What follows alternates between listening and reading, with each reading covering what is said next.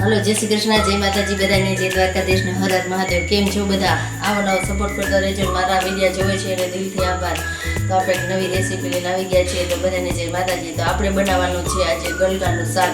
તો એમાં હું નવી બે સિક્રેટ વસ્તુ ઉમેરીશ, તો વિડીયોમાં બન્યા રહેજો। તો ચાલો સામગ્રી કંઈક લઈ લીધી છે, જોઈ શકો છો। તો આપણે લઈ લીધા છે અડધો કિલો ગલકા, મસ્ત એવા તાજા માર્કેટમાંથી।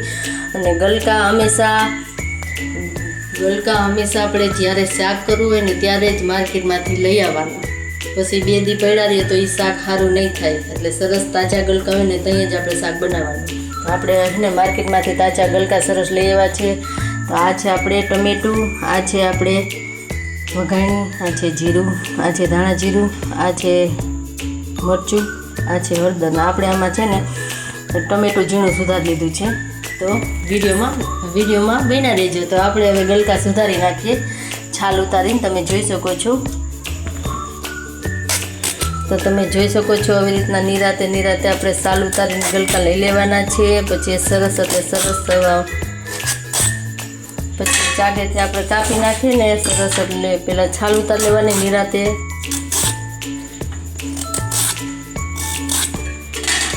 પછી આપણે ચાકેથી કરી નાખવાના છે બધા સરસ એટલે સરસ। તો હવે આપણે થાળીમાં સુધારી નાખશું।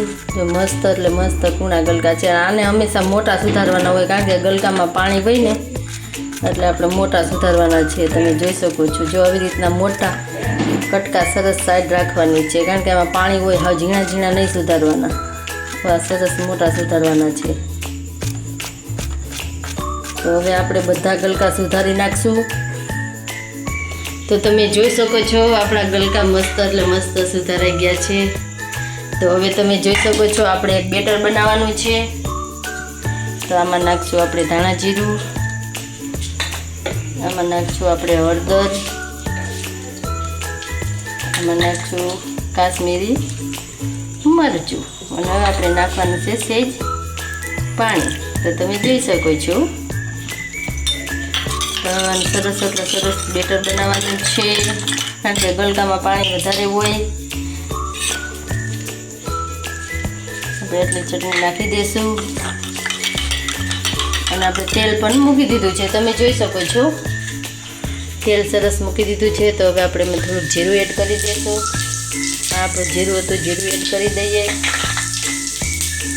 સેજ વઘાણી પણ આપણે લીધી હતી, ધાણી એડ કરી દઈએ।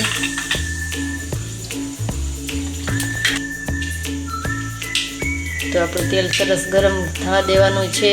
તો હવે આપણે આ બેટર બનાવ્યું તો એમાં એડ કરી દઈએ।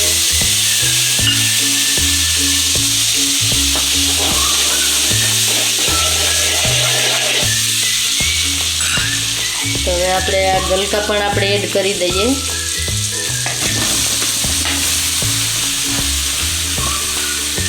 મારા સ્ટાઈલથી શાક બનાવું છું ગલકાનું। તો આપણે ગલકામાં પાણી ભરાઈ નાખવાનું હોય જ નહીં।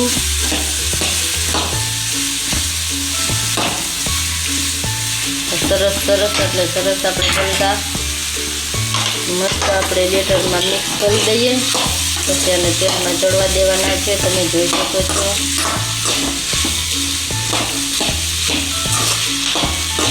એક વસ્તુ છે, આપણે એક ટમેટું પણ નાખવાના છે। તો તમે જોઈ શકો છો આ ટમેટો પણ નાખી દઈએ આપણે। અને અહીં આપણે સ્વાદ અનુસાર મીઠું પણ એડ કરી દઈએ।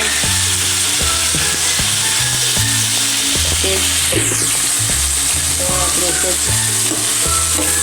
ટમેટા સાથે મિક્સ કરી લઈએ।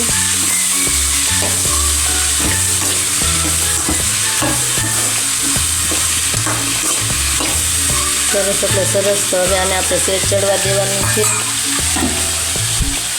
સેજ ઢાંકી દઈએ 2 મિનિટ રેસ્ટ। તો હવે આપણે જોઈ શકીએ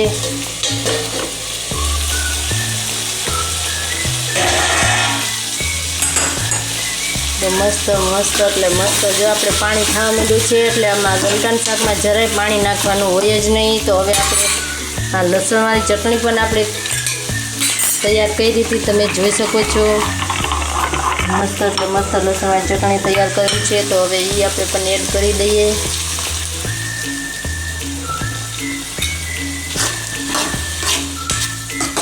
સરસ એ પણ આપણે મિક્સ કરી લઈએ. મસ્ત એટલે મસ્ત. જો ઓટોમેટિક પાણી નીકળ્યું ને, આપણે પાણી નાખ્યું જ નથી. એટલે ગલકાના શાકમાં હંમેશા પાણી કોઈ દી નાખવાનું જ નહીં, કારણ કે ગલકાના શાકમાં પાણી જ હોય જ વધારે. તો હવે આપણે સેટ ચડવા દેવાનું છે. તો હું તમને કહેતી હતી કે આપણે સિક્રેટ વસ્તુ એક છે, તો એ આપણે છે ને સિક્રેટ છે. તમે જોઈ શકો છો, આપણે અડધી વાટકી દહીં લીધું છે. તો એમાં આપણે છે ને અડધી દહીં કેમ નાખવાનું છે, આપણે આટલું મીઠું નાખવાનું છે. એટલે હંમેશા દહીં છે ને આપણું કોઈ દી ફાટે નહીં. દહીંમાં મીઠું નાખજો ને તમે, પછી હલાવીને પેસ્ટ કરી પછી આપણે શાકમાં નાખવાનું છે. તો તમે જોઈ શકો છો. તો હવે આપણે આ શાકમાં નાખી દઈશું આ દહીં. આ શાક બનાવીને તમે ખાજો, આંગળા ચાટતા રહી જશો, એવું મસ્ત એટલે મસ્ત બનશે. તો તમે જોઈ શકો છો. હવે સરસ છે, આ ફાટશે નહીં. સરસ મિક્સ થઈ ગયું છે, તમે જોઈ શકો છો. આપણે હવે સહેજ 2 મિનિટ રેસ્ટ આપીને પછી આપણે સર્વ કરીશું. તો તમે જોઈ શકો છો, મસ્ત એટલે મસ્ત આપણું ગલકાનું શાક બનીને કમ્પ્લીટ થઈ ગયું છે. તો હવે આપણે ગેસ બંધ કરી લઈએ અને આપણે પ્લેટમાં આપણે સર્વ કરીશું. તમે જોઈ શકો છો. તો હવે આપણે ધાણા ભાજી થોડુંક એડ કરી દઈએ.